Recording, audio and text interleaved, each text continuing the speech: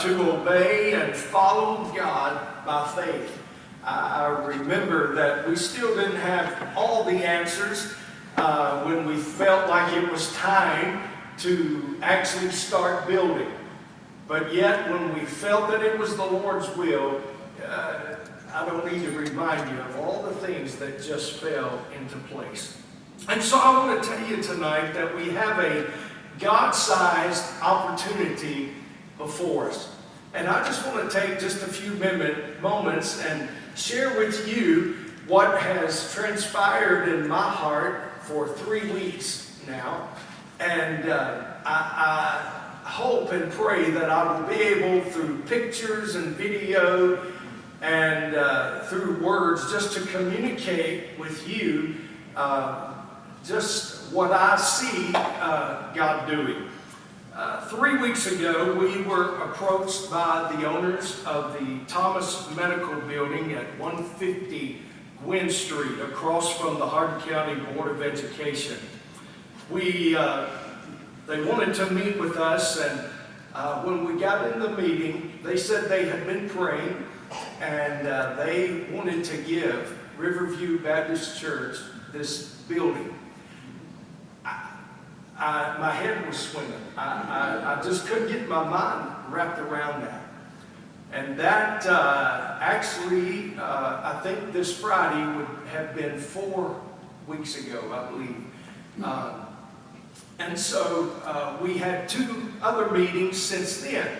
You see the outside of the building, it's not been used in quite a while, but they said, we believe in what God's doing at Riverview.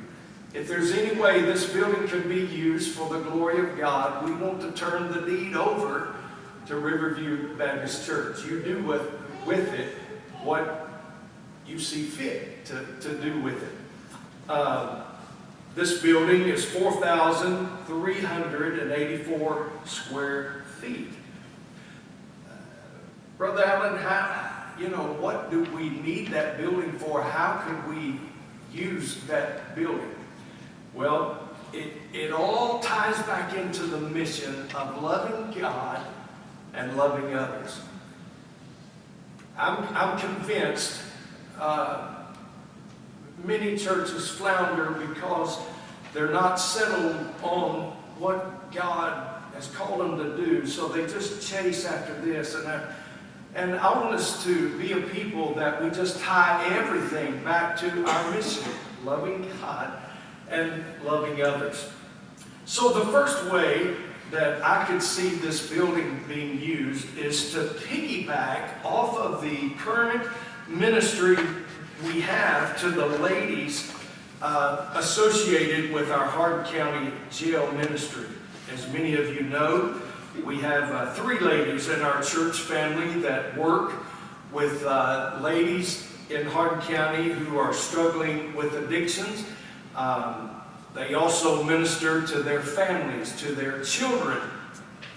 For several years, these ladies have gone to the Hardin County Jail twice a week, at least twice a week, to minister to these ladies. On Sunday afternoon, the ladies would have a Bible study class. And on Tuesday night, they would take a DVD from our Sunday morning service. And there in this room, there would be 20 to 30 ladies, I guess, that would come into this room. They would watch our service. And as a result of this ministry, many of the ladies have been saved. Since we encountered the pandemic, they've not been able to go inside the jail and minister there. However, ministry has continued to take place outside of the jail. They're really in no man's land at this point. There's not a convenient place to meet. There's a basement in the building. As you're looking at it, it would be to your right, kind of down the hill right there. And there you see the inside of it. And when I walked in and just began to talk with some folk, and we could really see this area of being sort of a fellowship area, a cafe, as it were. We could serve refreshments and have a small group Bible study in that room.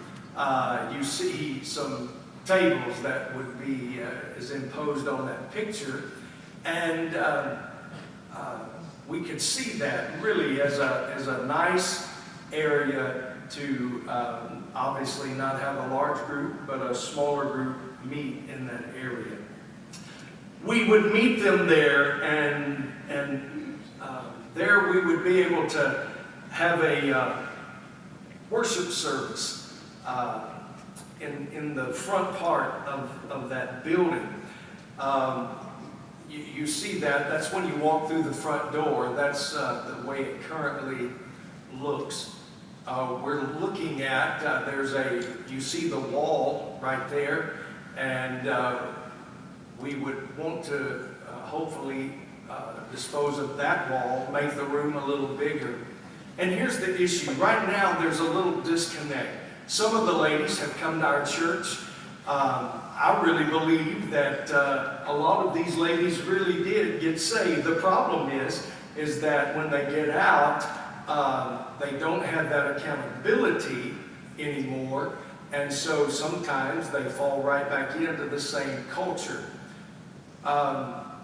There seems to be somewhat of a disconnect. Somebody asked me a while back, "You think all those people at the jail really got saved?" I said, I don't know. Probably not, but I'm not the judge. But I can tell you this, I'm pretty certain everybody that walks down this aisle in this building, there's some of them that say they got saved, but there's no fruit in their life. So I can't tell you if everybody got saved that walked the aisle here. But I do know this. God's the one who does the saving. That's right. We're called to be seed sowers. Right. We just sow seed. We sow seed. And so, what you've just seen, this room right here, this area, could it be that it could become a off-campus place for them to not only have a Bible study downstairs in that basement part, but could it be that, if you could go back to that other picture, Brandy, at the front, could it be that we could have a worship service there sometime during the week and meet them halfway? I'm going to ask, currently, I will tell you that currently, Diane McGee and Judy Belvin, Suzanne Thomas, they're working with these ladies. I'm going to ask Diane to come, and she could tell you a little more in depth about what God seems to be doing. And so, Diane, you come and you share.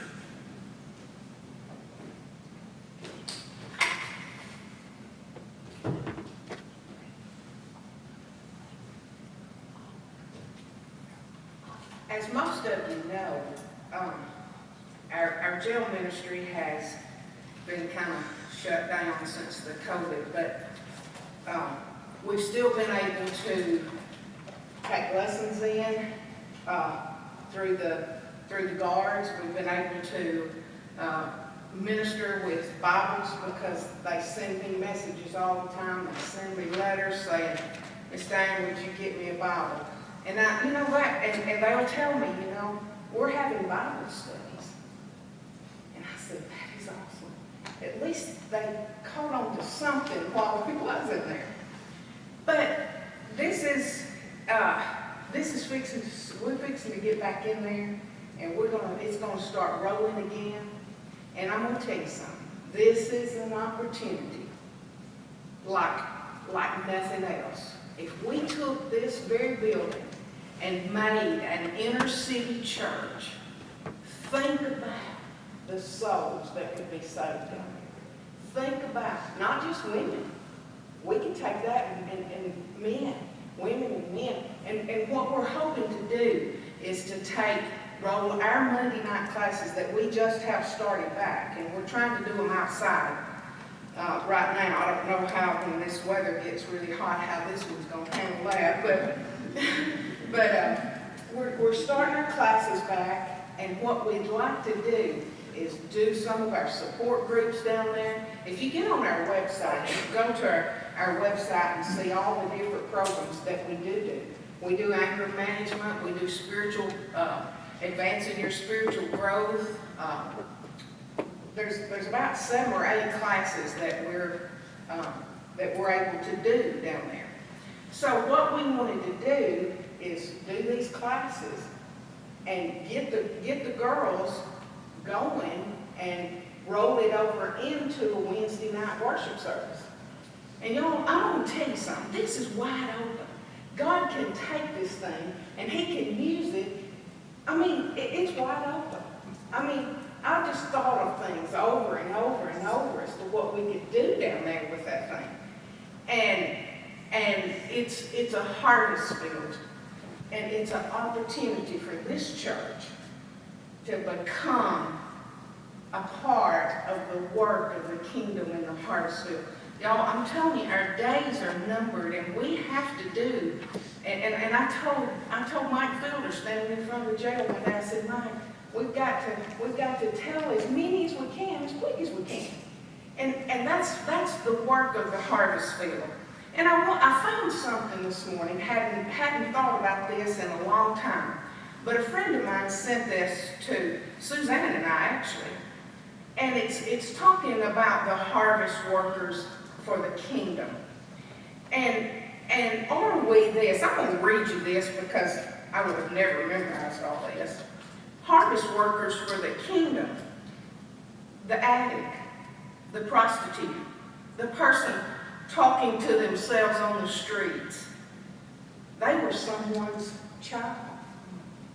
They are someone's child now. They're still that person. Those people who decided before the foundation of the world that these are people that we need to reach. Just like me, just like you. They're desired by God. Maybe not by us or by society, but they are desired by God. He wants them, and He wants them to, He's passionately pursuing them. Even now, in the middle of their addiction, their psychosis blackouts, Jesus loves them, and He loves them passionately, and He loves them with grace. What's the limit for grace? What's the Christian cutoff? Christians, sometimes we're all guilty of drawing a line in the sand between a child neglected and those who make poor choices that cause their condition that they're in. And how many times I have heard so many people say to me, they just made poor choices, so I really don't feel sorry for them. I have had people, not in this church, but I have had Christian women say that to me. Is that how Jesus dealt with you and I? What was your condition when He found you? We don't know anything about the choices of these broken souls. We don't know what horrific storms that they've survived, their circumstances, their loss, the demons that they deal with, or the demise that they've been under. We don't know the abuse. We don't know the torture, the rape, and their genetics or their generational curses. We don't know, yet so often we decide, well, who decided on us? We know nothing about these people, yet we throw judgment around like counterfeit. Do we ever remember the countless things we've been forgiven? Those memories we didn't talk about, carefully hidden in a box we've neatly tucked under our bed? You know the one, and I know mine.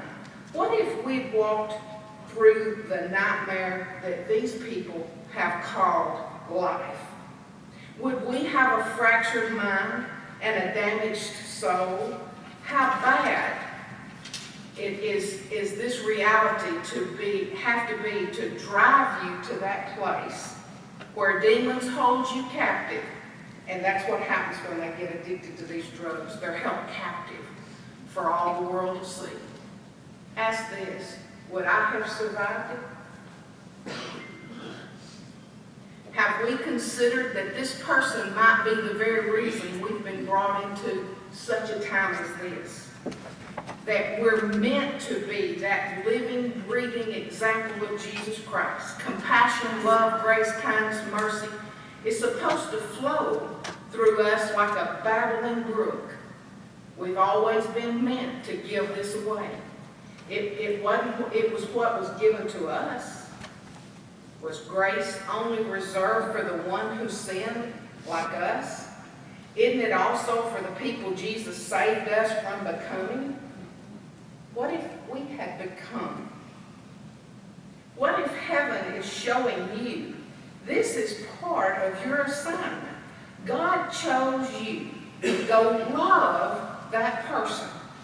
Yet that one person, the dirty one, the one with track marks, hug them, and tell them they have worth. I can tell you right now, my family has struggled with one that's struggling right now with drugs. And it has broke us. But I can stand here right now and tell you he has worth. He has worth. And they have worth. They all have worth. Tell them all that we've been forgiven. Show them that we've been forgiven. Or perhaps that's not what it's all about. Maybe I got it all wrong here. What if it's not about them? What if it's about us? What if we're the students? Maybe those people, the ones we've stepped over and never asked their name, maybe they're here for us. Here to teach us how to display grace and that all-exclusive love. Maybe we're their assignment so that we can understand the true heart of our Savior and what He has for them. Is it our dry bones that need to be brought to life? What if it's because we don't have spiritual eyes to see? Do we see a drunk? Do we see a hooker? A junkie? Can we any way see Jesus in them at all? Are they here because we have a heart condition? Are our hearts still stone? Are we deaf and blind? Are we spiritually dead? Luke chapter 7 verse 47 says this, "Therefore I tell you, her many sins have been forgiven, as her great love has shown. But whosoever has been forgiven little, loves little." How much was I forgiven for? I was forgiven a whole lot. Will I look into the face of Jesus one day and say, I walked out my salvation, or did I sift through his sheep? Did I sift through his sheep? Did I live for his agenda, or love only those who made me comfortable? Did I judge what I saw, or did I love as I was loved? Did I take the gospel to everyone? These people that everybody classifies, these people, they are included in Jesus everywhere. I pray that we receive a great measure of compassion, kindness, goodness, and generosity. I pray that we revisit our past before casting condemnation on others. I pray that we experience a gratitude so deep and humbling that it stirs a fire within our spirit that can't be ignored. I pray taking action is our only divine reaction. I pray that we remember, but for the grace and the mercy of Jesus Christ, so goes I. I have said that all along because, most of us were raised in good families, and we, what if we hadn't? What if we had been like some of the stories that I hear all the time? I've even had mothers and daughters and their son in jail at the same time. It's heartbreaking. Are we, my question to you tonight is, are we harvest workers for the kingdom? This is not about us or the Thomases or Judy or whoever it is that pulls into this. It's about harvest workers. It's about the kingdom work. The crowns that you will have to lay before Jesus because of the hearts that you reached for him is one thing that you can just pull it into one thing. That's eternal work. And that's where we've got to be, is working with eternal work. And, our support groups, we will do down there, we will do anger management, free to grow spiritually. There's a depression study we do, restoring family ties. And then there's one called concerned persons, and one about grief recovery in the midst of a chemical addiction. For people who have people in their families who are struggling to live free. Do you want to tell them about the... Okay. In all of this that we're wanting to do, we have started our support groups, and we started a new thing, and this is the most exciting thing, y'all. You would love this. We were talking about how do we start these classes back and just stay safe, So we decided to go to the park, and so we got to thinking, we could let their kids, because most of them have kids. We can let their kids play in the park while we do Bible study. And I woke up, my eyes just popped open one morning. And it was like God said, don't entertain them, teach them. And I thought, well, yeah, why don't we do that? And so I'm always kidding Judy Belvin because I'm jealous of her because she's retired and I'm not. I always tell her that when she gets out of her bed of luxury to call me. So I text her and I said, Judy, when you get out of your bed of luxury, call me. And immediately, that phone rang. And she said, I have you know I'm not in a bed of luxury. And I said, well, Judy, I said, I'm going to tell you something. I said, I've got an idea. And I said, it's probably the first one I've had all year, maybe the last one. But I said, I think this is a good idea. Why don't we teach those kids down there? While we're having Bible study with the mamas, why don't we teach the children? And she said, I cannot believe you said that. And I thought, okay. She said, I was just sitting on my computer looking at children's materials, and she said, the thought went through my mind how I would love to teach this to children. And I said, there you go. You got it. So, if, show that picture. Now, this is the very first night, there was 4 children there. And then this past Monday night, these 3. But the very first night, we went off some other place and had Bible study. And when we were walking back, y'all, I'm telling you, it was the most beautiful picture you could ever imagine. Those 4 children were sitting there just like eyeballing Judy. I mean, she had their undivided attention. And before that class, I thought, oh my goodness, Judy's going to kill me. They were running, they were climbing poles, they were doing backflips. And when I walked up and seen those children, they were just like a little bird waiting for their mom to feed them. I mean, they were fixed on her. And I said, thank you, Jesus. Is that not awesome? So we're starting that thing. And on one side of that, where Dr. Bob's dental part used to be, we want to take that and build a children's department over there. And you think this can't be used for the church? Oh my goodness, yes. Oh my goodness, yes. So, we're talking about the cafe, the river of life. You know, I can't wait.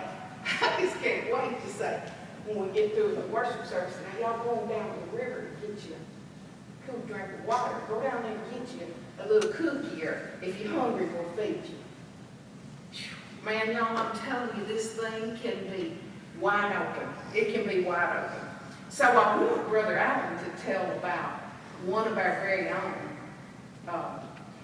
And the thing is, God just gave us this, and all this time I was thinking, you know, God's going to give us this to do a re-entry program.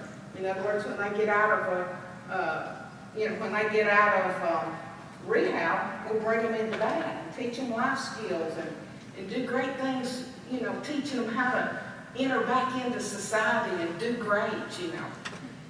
But that's not what God had, because you see, everywhere we turn, God put it locked up. But you know what? He's loosed us this time. It's good. It's going to be good. It's absolutely going to be good. And so I want Brother Allen to tell about that. As you can see, they've been praying about this quite a while. And, you know, you, again, according to experiencing God principles, you look to see where God's working. Many months ago, as they were praying on the next phase of this ministry, they got with our very own Miss Iris Schubert and just said,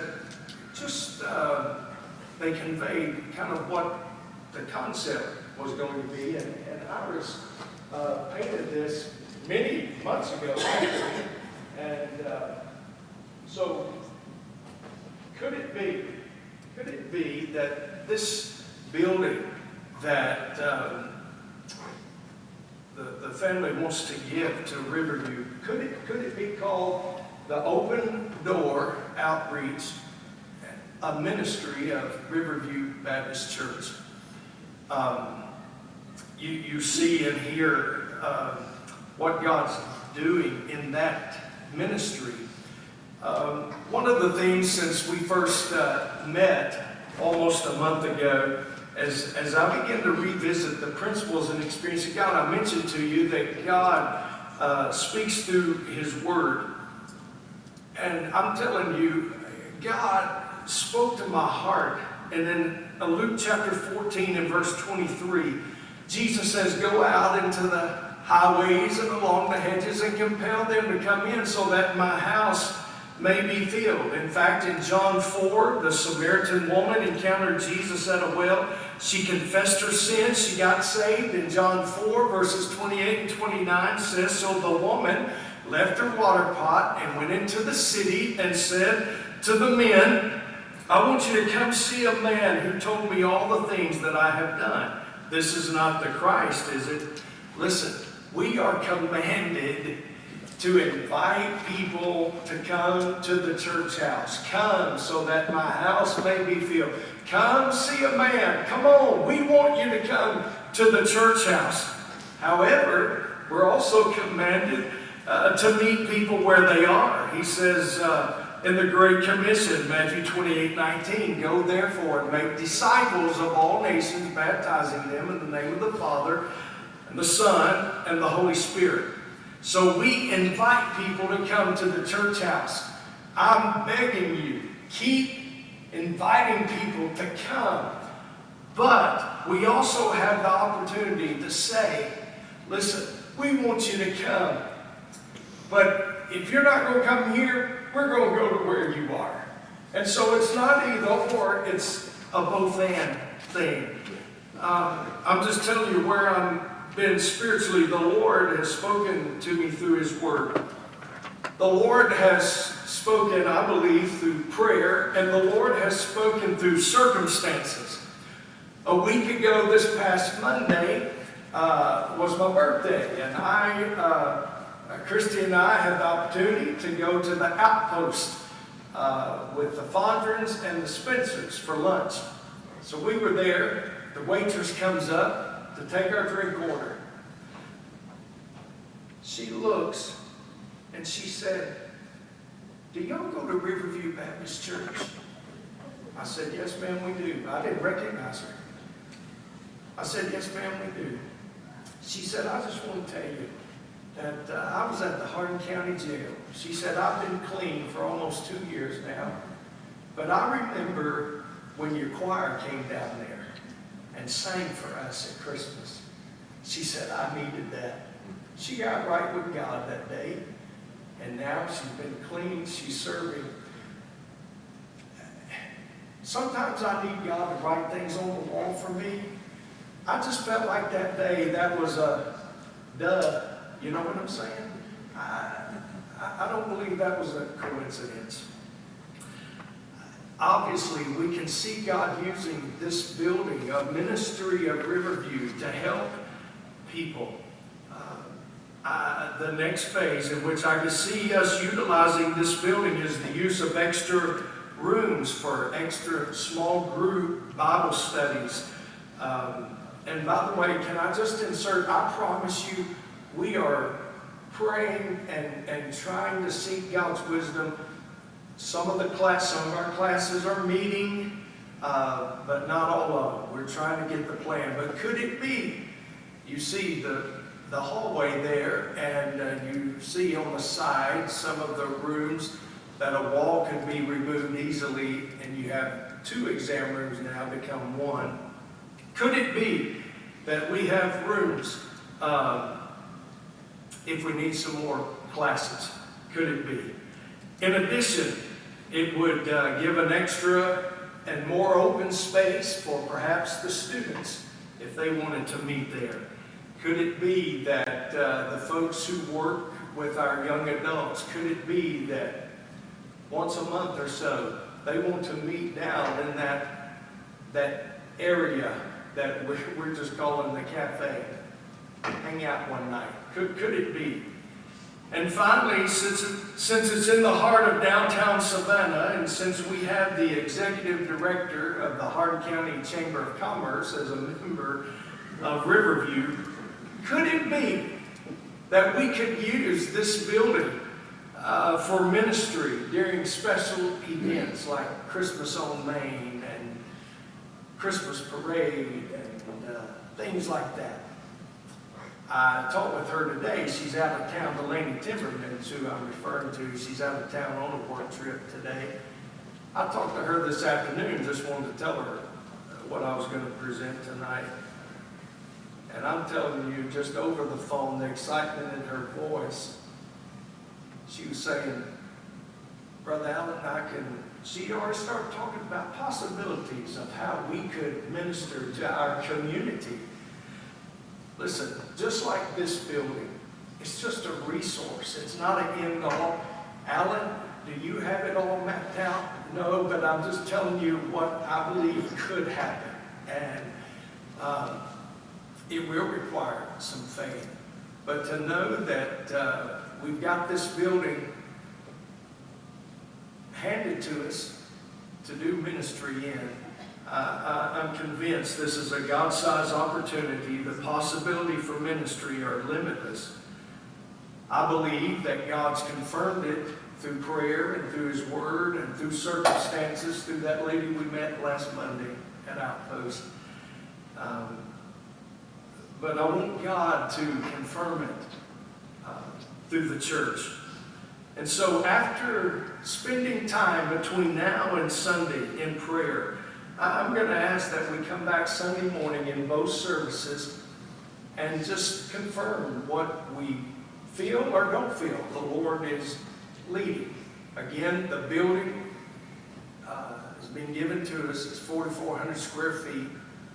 Some of the things that you've heard tonight of what we could do basically is going to require a wall knockdown and maybe a fresh coat of paint and the outside awning pressure washed, and we can start. So we're not talking about major renovation. All I know is we take a step at a time, and we do so by faith. So I'm asking you, would you pray about it and seek the Lord's direction and just see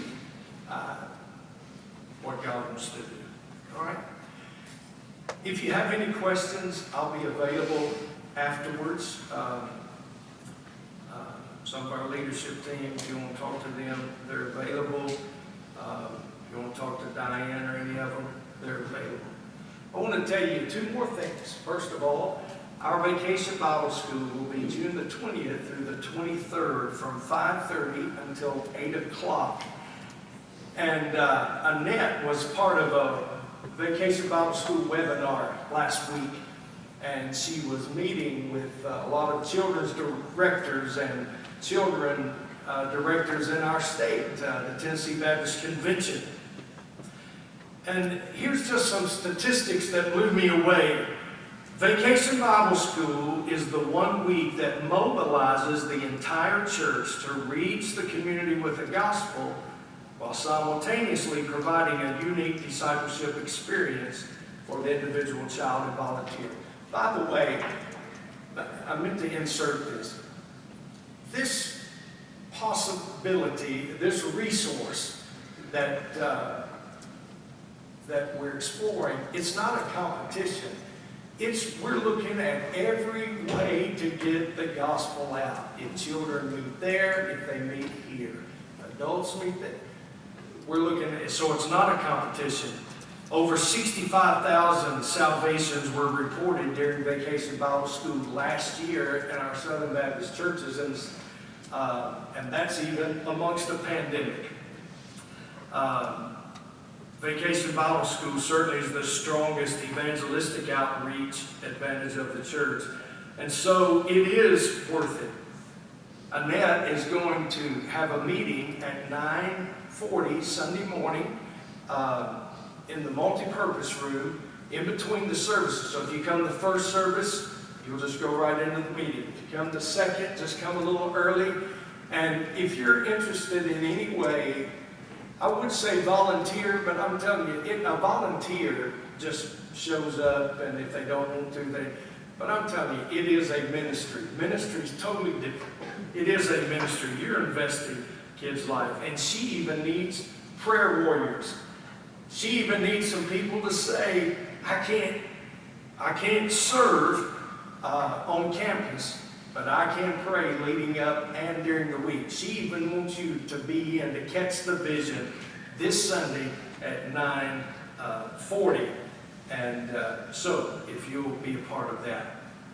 As we close tonight, I'm going to ask Brother Jerry to come and to share with you. And then when he's concluded, I want us to have a time of prayer. Okay, Brother Jerry?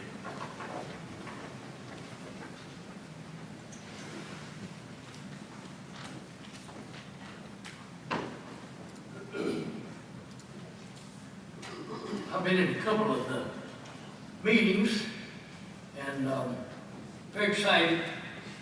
We met with Dr. Jim, Dennis, and Pastor Gordon and I. And I said to Dr. Jim, this building has got to appraise between $500,000 and $750,000, and y'all just want to give it? And he said, yes. Big. And Gordon doesn't say much. So I looked at Gordon and I said, what do you think, Gordon? No, I take that back. Alan looked at him and said, what do you think, Gordon? And in a very quiet voice, he said, it's a home run. That says it all. Sounds exciting to me. A lot of opportunities here. Brother Allen primarily wanted me to come and give a prayer request. I found out week before last that I have a malignant tumor in my bladder, and some of you have been there, but when the doctor looks you in the eye and says you got cancer, that kind of sobers you up. So this coming a week from today, they're going to go in and take out that tumor, and they hope we get it early enough where it won't spread and all that. But I would appreciate very much if you would pray. Thank you.